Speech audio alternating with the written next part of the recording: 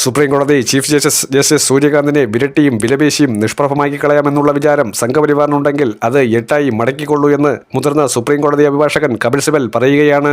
തനിക്ക് കൃത്യമായും അദ്ദേഹത്തിന്റെ വിധി പ്രസ്താവനകളെക്കുറിച്ച് മതിപ്പുണ്ട് എന്നതും സുപ്രീം കോടതിയിൽ തന്റെ മുൻഗാമികൾക്ക് ഒരു ശക്തമായ പിന്തുണയായിരിക്കും അദ്ദേഹത്തിന്റെ വരവ് എന്ന് പ്രതീക്ഷിച്ചതുപോലെ തന്നെ സംഭവിച്ചിരിക്കുന്നു എന്നുമാണ് കപിൽ സിബൽ ഇപ്പോൾ വ്യക്തമാക്കിയിരിക്കുന്നത്.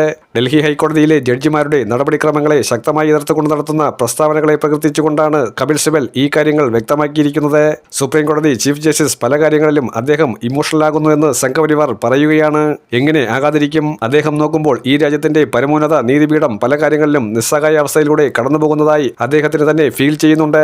പരമാധികാരത്തെ സംബന്ധിക്കുന്ന കാര്യങ്ങളിൽ രാഷ്ട്രപതിയും സുപ്രീം കോടതിയും ഏറ്റുമുട്ടുന്ന സാഹചര്യം വരെ നമ്മൾ സാക്ഷ്യം വഹിച്ചതാണ്. നമ്മുടെ രാജ്യം അത് അഭിമുഖീകരിച്ചിട്ടുള്ളതാണ്.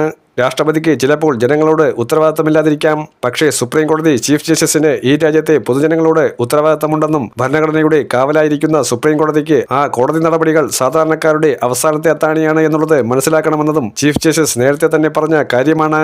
ഡൽഹി ഹൈക്കോടതി എടുത്ത വിചിത്ര വിധികളെക്കുറിച്ചും സുപ്രീം കോടതി ചർച്ച ചെയ്യുന്നുണ്ട്. ഇവിടെ മാനിപ്പുലേഷൻ ഉണ്ടായിട്ടുണ്ട് എന്നുള്ളതും അതുപോലെ തന്നെ മുൻ ചീഫ് ജസ്റ്റിസായ ജസ്റ്റിസ് സഞ്ജീവ് ഖന്ന യശ്വന്ത് വർമ്മയുടെ വിഷയവുമായി ബന്ധപ്പെട്ട് എന്തുകൊണ്ടാണ് ഇത്രയധികം രോഷാകുലനായത് എന്നതിന്റെ വിശദീകരണം ജസ്റ്റിസ് സൂര്യകാന്ത് കൊടുത്തിട്ടുണ്ടായിരുന്നു.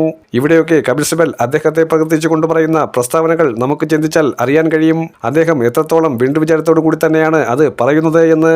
അദ്ദേഹം സ്വന്തം സുരക്ഷയെ പറ്റിയോ അല്ലെങ്കിൽ സ്വന്തം കരിയറിനെ പറ്റിയോ ആകുലപ്പെടുന്നില്ല. പല സുപ്രീം കോടതിയിലെ ജഡ്ജിമാരും ആ സ്ഥാനത്തിരുന്നു കൊണ്ട് പല വിട്ടുവീഴ്ചകളും ചെയ്യുന്നതായി തനിക്ക് തോന്നാറുണ്ട് എന്നുള്ളതും കൃത്യമായും സൂര്യകാന്ത് പറയുന്നത് ചങ്കുറപ്പോടു കൂടി തന്നെയാണ്.